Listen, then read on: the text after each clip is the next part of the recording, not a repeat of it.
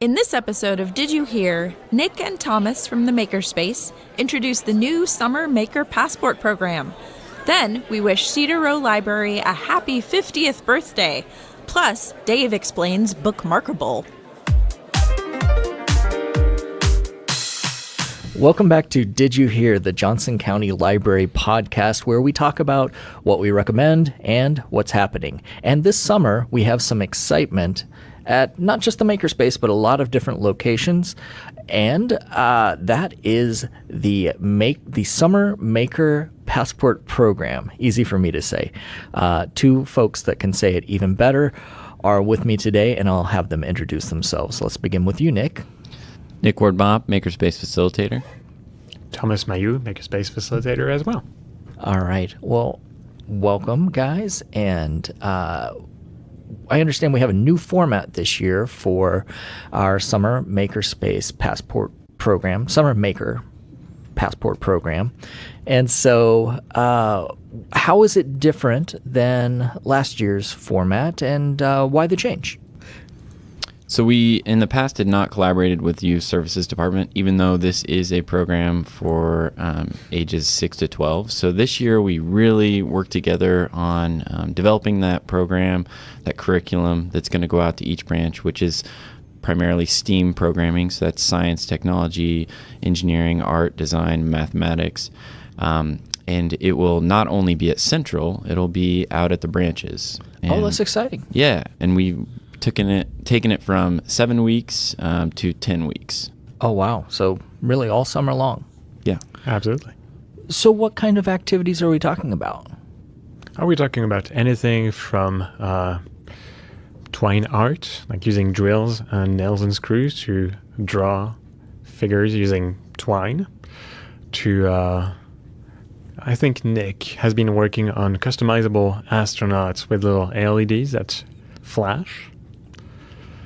Yeah, we've got some printed circuit boards that you'll get to do maybe some soldering, maybe some basic electronics, a lot of hands-on, kind of foundational skills to understand materials, get kids excited about, not just, the coding, the kind of things that you hear about when you hear about STEM, but the hands-on stuff, the stuff that's fun, drills, hammers, and get a little bit more exciting. So I'm a parent. My daughter is college age, so I don't have to worry about her. But if I'm out there and I'm hearing about this, red flags, oh my gosh, drills, sharp things, any reason for me to worry as a parent? No. So this program, we're going to be there to help. So you're going to have full-time staff, youth services, librarians, makers. They're going to be there to help. We're going to do small class sizes. We've done this before.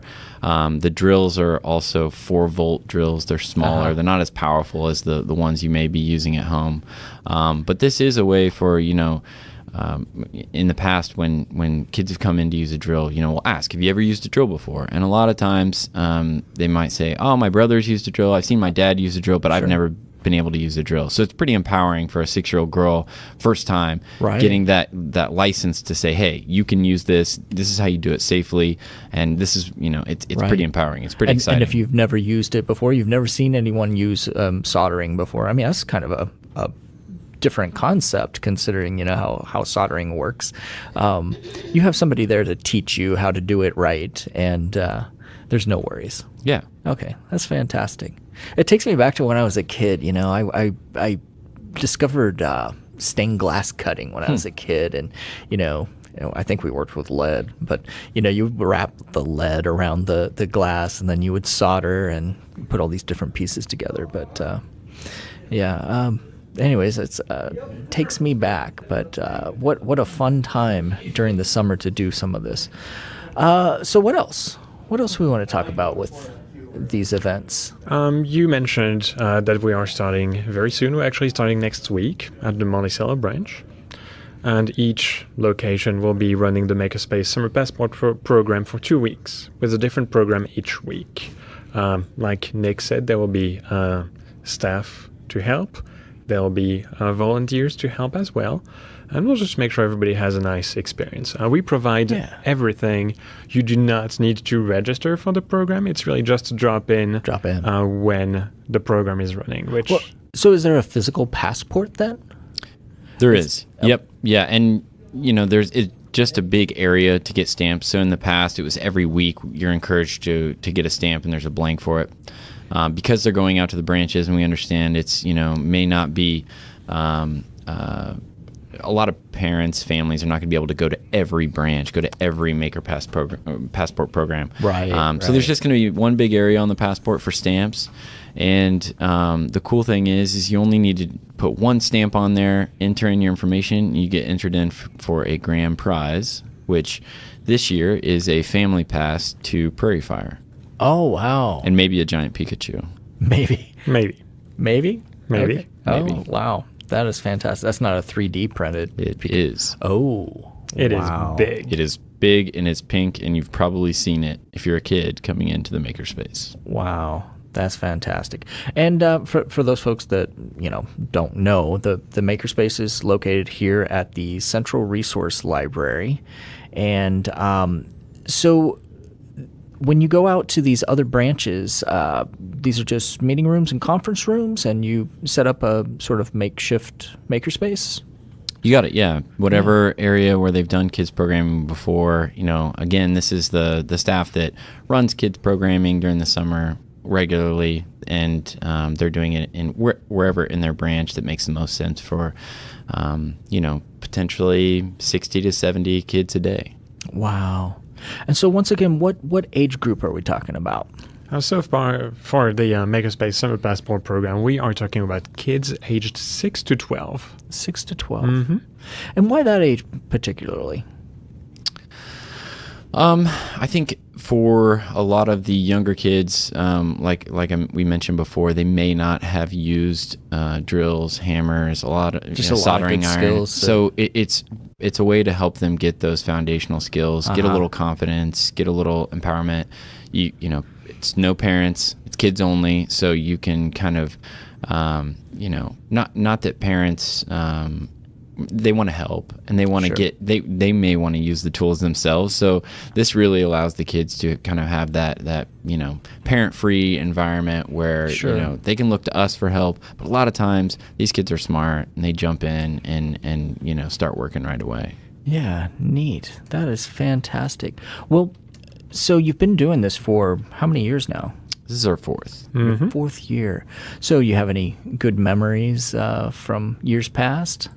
Oh, absolutely. I believe the first year we did the MakerSpace Summer Passport program in the MakerSpace itself at the time, we had a clothespin airplane project. Oh, yeah. And one of our young patrons brought in her snacks from next door, and she went to make... I don't know if she was doing an X-Wing from Star Wars or a plane, but basically it was mostly cookie dough and hot glue. That's my favorite. That year, that summer in the MakerSpace, we had an insane door count because of that program was inside the MakerSpace. So we had normal programming reservations and everything in the MakerSpace. So you had people using laser cutters, and right behind them, people setting up for a program. So it was very loud. It was very intense, and we learned a lot. Yeah. Our door count was around 12,000 for that summer period. Holy cow! So you can imagine that's a lot. So we moved it to Picard the next year, which is near the kids area in and that's Central. still here in the Central Resource Library. Yep. Okay. And that's where it will be when it's here again in August. Okay, so if you're an adult maker, you don't have to worry about a lot of kids running around. Right. Okay. Yep. Okay. Yeah.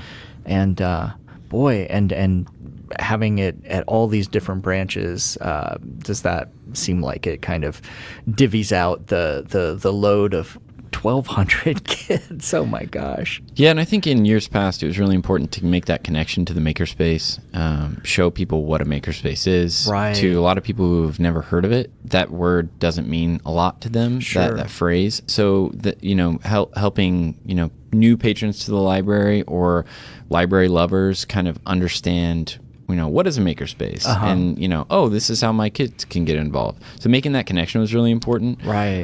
Now making the connection with our YS department and building that programming and getting it out and, in amongst the other branches, I think is really, that's where our focus is shifted, which is cool. It's an evolution of the Maker program.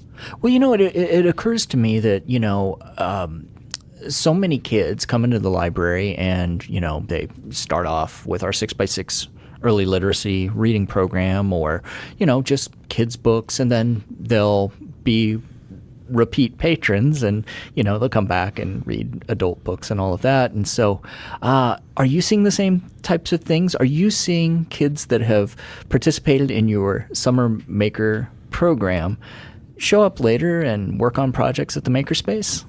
Oh, absolutely. We've actually had some of these kids just discover the MakerSpace during these programs and just show up later. And as they age into being able to volunteer at the library, just volunteer with us.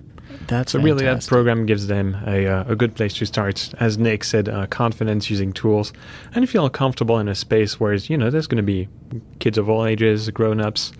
Find the confidence in them to interact with others and help and support them with what they know. And you just know that someday there's going to be a kid that has is going to accomplish amazing things as an engineer or who knows what, and they'll mention, well, I got my start at the Johnson County Library at the MakerSpace. Definitely, and we already start hear those stories now. Yeah. If you go into the MakerSpace, you'll see little 3D printed objects that we actually did not 3D print. A lot of times they are 3D printed by families who started using the MakerSpace, made an investment to buy a 3D printer for their home. Oh, yeah. And then we don't see them very often, and then occasionally they'll come back and bring us stuff like, hey, check out what I printed. I designed, I built this. So cool. It's kind of cool to see that, a lot of the stuff that, is shown as an example in the MakerSpace isn't even stuff we've made. It's stuff that patrons have made. Mm. Well, so I asked Thomas responded to the question about his favorite memory. What about you, Nick? Do you have a favorite memory from summers past? I think the 6-year-old girl who's just like looked at the drill like, this is not something I'm supposed to use. This is something my brother is able to use and my dad, and then us just giving it to her, showing her how to use it, and being like, this is easy. Why am I not, this is like cool. This is fun, you know, and that stuck with me. That happened more than once. Oh, that's fantastic. Lately I've been doing power tool gardening. It's been very, very fun. Get a big auger bit?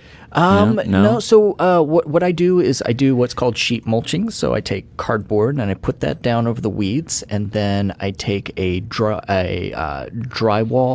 hole bit, so about 3.5 inches wide. So the idea is that you cut a hole through the drywall to put like a recessed light. Sure. But you can cut a hole through the cardboard, and then I take a spiral auger bit and drill down in there, makes a hole, put the plant there.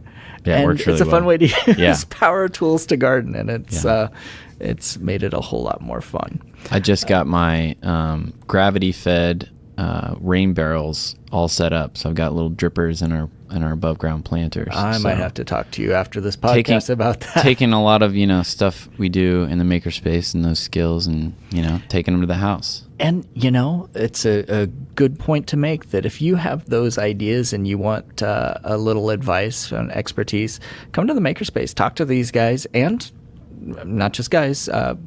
Your staff includes Angelica. And who else is? Brian Ortel. Hillary Sorio. So we've got sewist, ceramicist, metalworker, printmaker. We got a good background expertise in the MakerSpace. Well, excellent. I wish you nothing but success, and I hope everything goes super smoothly this summer with the Summer Maker program. And before I let you go, if people want more information about this, where should they go? Oh, you can just check the library website, jocolibrary.org/makerspace, and you will find all the list of all the participating branches, which is 5 of them total, Monticello, Gardner, Shawnee, Leawood, and Central, as well as the dates and times when you can find the workshops in these locations. Again, jocolibrary.org/makerspace. And real quick, we went to purchase that family pass from Museum of Prairie Fire, and they actually donated it to us. So shout out to them. That was really cool. We weren't expecting that. And then Black & Veatch helps make what we do in the Makerspace and the development of this Maker Passport program possible. So big shout out and thanks to them. So if you're looking for something that's not only fun but educational this summer for your kids 6 to 12, come check out the Makerspace Summer Maker program.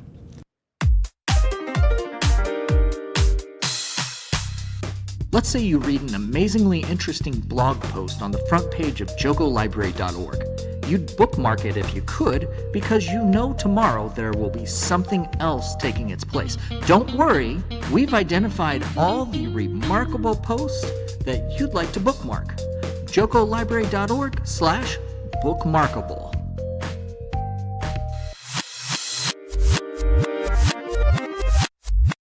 Welcome back to Did You Hear? We have reached the portion of the program that we call We Recommend.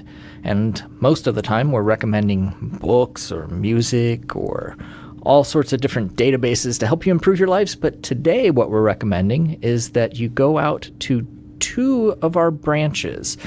Of course, we want you to go visit every location in our system, but 2 of them have very special birthdays. I'm referring, of course, to the newest edition of our library family, the Lenexa City Center Library. And another birthday, the Cedar Roe branch, is turning 50. And to talk about the Cedar Roe 50th birthday celebration, I have a couple of my colleagues with me. Please introduce yourselves. Hi, I'm Amy Field. I'm a web content developer here at Johnson County Library. And you also do social media. I also do social media for the library. And hello, I am Mary Cummings. I'm also a web content developer for the Johnson County Library. There are 2 things that we've been talking about this summer that turned 50. Because our summer reading theme is a universe of stories, we've all learned that the Apollo moon landing turns 50 this year. But we're even more excited about Cedar Roe turning 50. So on June 6th in the evening, you can join us at Cedar Roe. We're going to have some treats and some special fun things for kids, so you can bring the whole family. We especially really look forward to seeing all of our regular Cedar Roe patrons there helping us celebrate. Very good. Sounds like a great time. Hopefully, there may be some patrons that were around when it first opened. Wouldn't that be exciting? Yeah, we'd love to hear those memories. Actually, Cedar Roe was my childhood library that I attended all the time. In fact, I could actually walk to it from my home in Westwood. Oh, wow. Yeah. And I do remember that it was so cool, so modern, and it has this really cool loft space. And at the time, we were actually able to go up in the loft space and were able to take advantage of several programs up there. And you could look over either side and watch the patrons in the library and see what was going on. And it was all very exciting. Oh, neat. So when you went back as an adult, did it seem a lot smaller? It definitely did. Seemed a lot smaller. The windows, though, were still wonderful. I remember them letting in lots and lots of light, and the brick. It was just very cool, very unique architecture. Another thing that seems really interesting is that is this our only branch that we have that's not really on a major street? I believe it is. In my memory, it's the one that is a little bit harder to direct patrons to. Right. Because most of our branches are on a major street or a major intersection. And the directions to Cedar Roe, often people would call when I worked on the public side. And they would ask for directions, and they would just be writing things down with a pen and paper, right? Sure. Not necessarily entering things into Google Maps on their phone. And the directions to Cedar Roe are a little bit more complicated. Yeah, once you've found it once, it's easy to find, but because it's not on a major street, it's a little more tricky. For sure. And I think a lot of that has to do with community growth over the years, because I do recall that it was actually fairly visible from Roe at the time. But over the last 20, 30 years, with all the retail development in the area, it is much harder to see from Roe. But it's interesting. At one point, we started using the phrase neighborhood libraries, and this library is definitely that. It is right smack dab in the middle of a neighborhood. I think that's part of its charm for sure. Whenever I visit Cedar Roe, it just feels like it's, right in the middle of a community because it's not right on a busy street. It just has more of that feel. So we're here to say happy birthday, Cedar Roe, and you don't look 50 at all. 50 years ago, we opened Cedar Roe, and the actual day we opened Cedar Roe Library was June 2nd. So It's pretty awesome that this year on June 2nd is the day we're opening our Lenexa City Center Library. You bet. And that grand opening is part of the reason we're celebrating Cedar Roe a little later in the week. We didn't want to cram June 2nd full of too much awesome. Well, this week, we would love for you to join us on social media. And if you have thoughts or stories over the past 50 years about Cedar Roe, we want to hear them. Absolutely. We'll have posts up on our Facebook and Twitter. And please stop by either on June 2nd at Cedar Roe or on all our social media channels anytime this week and share those good memories. Oh, and if you have old photos of Cedar Roe, like any activities that you attended, that would be just awesome. Absolutely. Yeah. Well, happy birthday once again, Cedar Roe. It's going to be so great to relive those memories and hear all of the fun and meaningful experiences folks have had over the years there. But now we're going to go listen to some people that are out at Lenexa City Center. So what do you think of the new library? Oh, it's gorgeous. I'm having a great time discovering everything that's here. What's your favorite thing that you've seen so far? I've only seen the children's section, but I love that. Okay. What do you think? I think it's really cool how there's a lot of space to study. I'll probably be coming here to do some homework.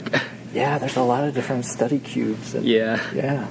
Have you seen anything like that before? No, I haven't. This would be a first. Awesome. Yeah. My favorite part of the building is the balcony. I love that you can sit outside and read, and it's shaded, and you won't bake on the balcony. My favorite part is our new drive-up service that we're providing here. Well, it's very unique in that it's not connected to the actual building, but it is providing a new set of convenience for our patrons. My favorite part of the kids area has to be the storytime room because it looks like a house and it's got a hubador and it's got the tushy cushions. So yeah, really excited about that. My favorite part of the library that I think is really fun is the 6x6 area because you get to watch families interact with each other and kids explore new places that maybe they haven't seen before. My favorite feature is probably all the different types of spaces that we have. So you can choose whether you want to be more open or have a little nook to yourself where you can really focus on work. It's beautiful. Yeah. Is there anything in particular that you like about it? I think I'm going to like the drop-off, the drive-through. That'll be nice. Okay. For picking up and dropping off books, that'll be nice. It's pretty awesome looking. It looks like it has lots of cool things for the kids to do and explore, and they love going to the library, so we come once a week. So when the other one closed, we were pretty upset. But it looks really, really nice. It looks great. All my families that I've known from Lackman, as soon as I got here today, I ran into 4 families right away, and I missed them. So it's good to see everyone relocating here.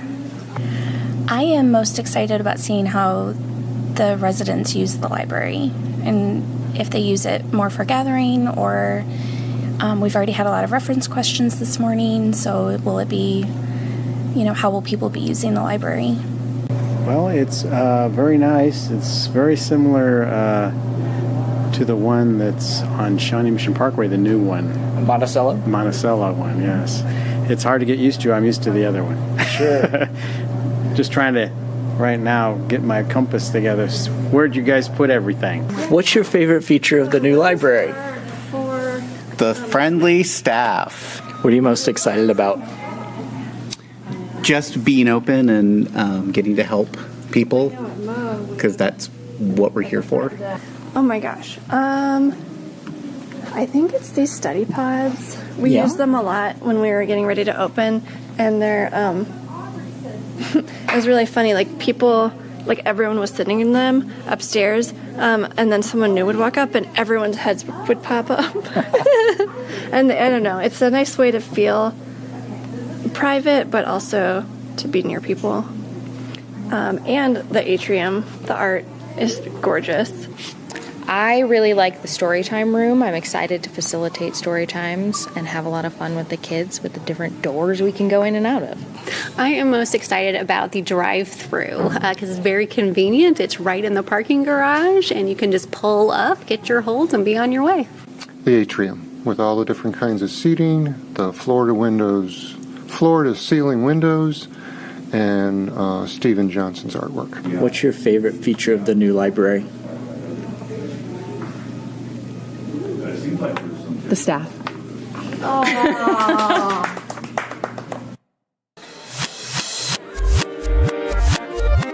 For more episodes of Did You Hear, go to the Johnson County Library website, jocolibrary.org/didyouhear.